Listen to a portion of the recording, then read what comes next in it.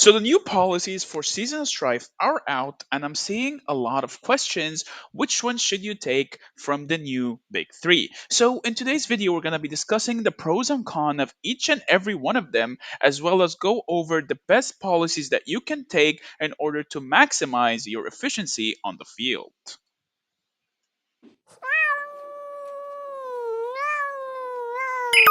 What is up, guys? Meow, we're here back with a brand new Call of Dragons video.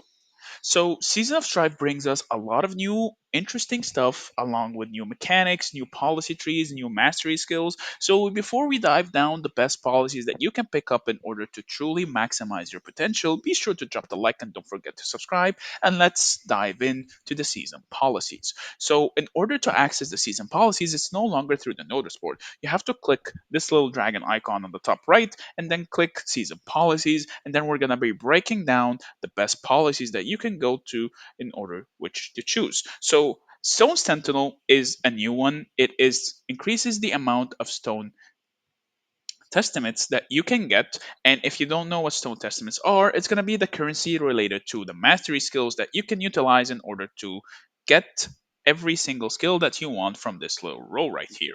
So you should be maxing it, but not at the start in your season policies. I think just get it to level 2 and then wait a day or two, get all your core up and running, and then start working on it again before you start working on your mastery skills, because you want to be as efficient as possible. The next new thing that we have is Buried Bones. Buried Bones is the portion of legions revived in relation to the ossuary, which is the brand new mechanic where you get up to 50% of your dread troops back at the end of the season.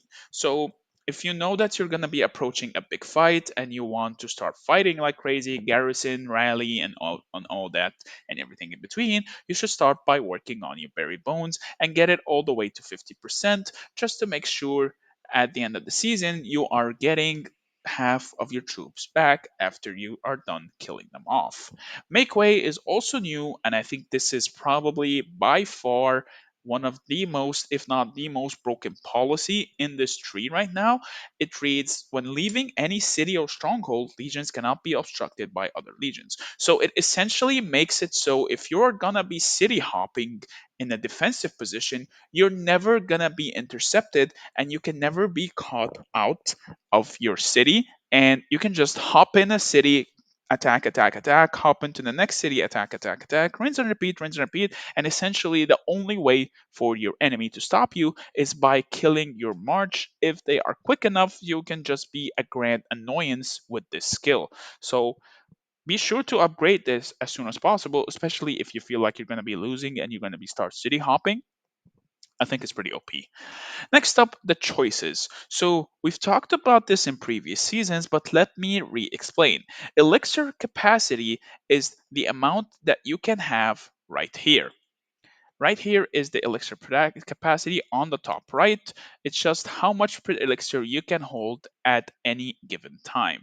The elixir production speed, on the other hand, this is the wrong icon, is going to be how fast you generate your elixir, which is the amount that you can generate a day, which is this one. So elixir production is always best, better, way better than capacity, because elixir production ensures that you are maximizing how much elixir you are generating a day and how many troops you can heal per day versus just hoarding some elixir and then you pump it all in a single day and then you're like, where'd all my elixir go? Why aren't I generating any more elixir? So you should always go for production speed unless you are about above 300 million power and you can already hit the 2 million threshold easily. Then you could start pumping your elixir into the elixir capacity limit so you can make use of more healing in general. The same concept goes for the stockpile days and the daily resource healing. I highly recommend the daily resource healing percentage unless you are a super big player, and the people that are above 300 million in this game in general or above 250 million are less than 50 people across the entire game. So you should really avoid stockpiling in general and any stockpile mechanic in your policies unless you're a super big player. Next up, Military expansion, we know we have the usual, we have up to 25% between military expansion 1 and 2, so nothing's changed. More warrants between administrative excellence 1 and 2, so you need to catch those bets. And now for the point of debate between so many of the player base, the reworks of the three healthcare policies. We got healthcare benevolence that reads as follows: your hospital becomes capped to 50 million troops, so 500 million power.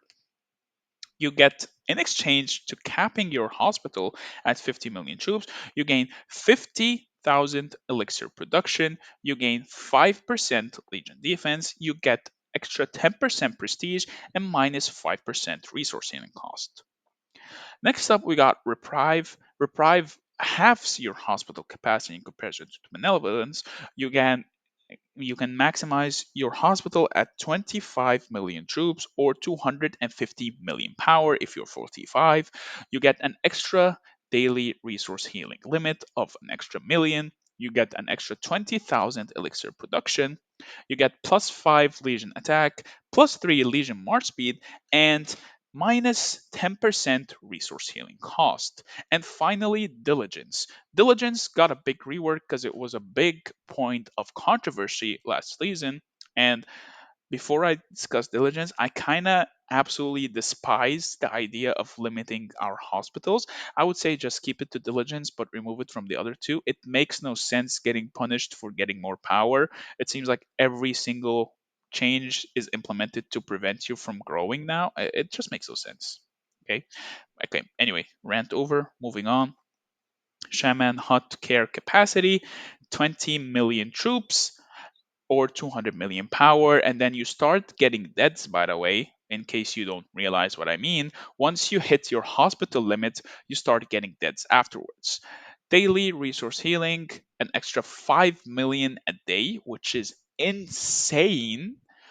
An extra 5 percent Legion HP, an extra 50% stamina bonus, and minus 20% resource healing cost. Okay, so which one should you choose? All right, I will give you some pros and cons in every single one of them, and then I'll tell you which one I'm going to be choosing. So, Benevolence is the most cookie cutter one. If you have no plans whatsoever to even touch resource healing, then just take Benevolence. And if you rely fully on elixir production and you want the extra defense, then by all means go for Benevolence. Reprieve or Reprieve is probably going to be the option I'm going to choose because it gives me extra elixir production, it gives me extra resource healing, gives me a good boost on resource healing cost, even though I might not end up resource healing whatsoever. It gives me an extra 5% Legion attack and extra 3% medium march speed, which will synergize very well with my Archer playstyle. So I think Reprieve is the one for me. And finally, Diligence is in case you are planning to just go all out on resource healing. The extra 5% Legion XP is always super good. The extra 5 million resource healing a day is super good. But be careful if you are in like the upper half percentage of player base and you have more than 20 million troops because you're going to start seeing deaths really fast and resource healing over time does kind of get expensive, so be smart in your choices. Me personally, I'm going Reprieve again because it's like the best option, it's like the best of both worlds. It gives me a good boost to resource healing cost plus whatever plus the extra 25% cheapness and all that jazz. So all in all, Reprieve will be the one for me. Also, it is the total cost of resource healing instead of base cost, so it's gonna be even cheaper in general compared to last season's base resource healing cost from Diligence. As we continue our journey in the policy tree, we got another two options. Healthcare reforms will be the one I take as well for the extra elixir production speed, giving us a total of this is 5.5%, and this is, I think, was 2% total. So giving us a total of an extra 8% elixir production speed, which is pretty nice. Again, elixir production has been slightly nerfed because we don't get as much flat elixir production anymore, so the push for more resource healing is still there. Again, take just the extra daily resource healing. There are no more cheapness or discounts from the policy tree except from the diligence. So to keep that in mind. And then we got rapid movement for the extra march speed. We got light the beacon, which is new, rallied army damage up to 10%, garrison damage as well up to 10%, which is Captain Guard is also new. And Bitter End is the rework of Cursed Swords. So I think this is a very good rework, and it's pretty good in general if you are lucky enough though. So essentially what it does is that your legion deals 5% more damage. When both sides have it active though, 2% of your severely wounded compared to last season's 1% from cursed swords, they will die. So be careful when you use this. Of course, you're going to be using it for all behemoths, and it's still a toggle like cursed swords. However, do be mindful because if both of you have it enabled, you're gonna be both having deads. It's pretty much a gamble if your enemy is gonna be using it or not, and if you're gonna be using it or not compared to your enemies. So do be careful about this. I would just play it safe and not activate it unless it's an absolute emergency, and that extra 5% damage will make or break your fight. But other than that, I feel like the idea of killing off troops in Call of Dragons, especially with the way the game is set up for the hospital synergy, is such a bad way and such a bad thing for you to happen to you because it will cripple your account growth. So, what I mean by that, if you are getting deads, you are lowering your hospital capacity in general after you finish your policies. You are slowing down your growth, you are slowing down the amount of marches and your amount of efficiency out on the field. Plus, again, the more troops you die, the slower you heal. The slower you heal, the less effective you're going to be out on the field. And it's just such a vicious loop that I don't get why we are getting deads pushed onto us this early in the game health. If a year or now or a year or two from now this stuff is happening, I would be okay with it because I know that the player base will be up to speed enough that they can manage and make proper decisions. But as of right now, I think you should try to avoid losing your troops as much as possible because the damage will be far greater than the benefits.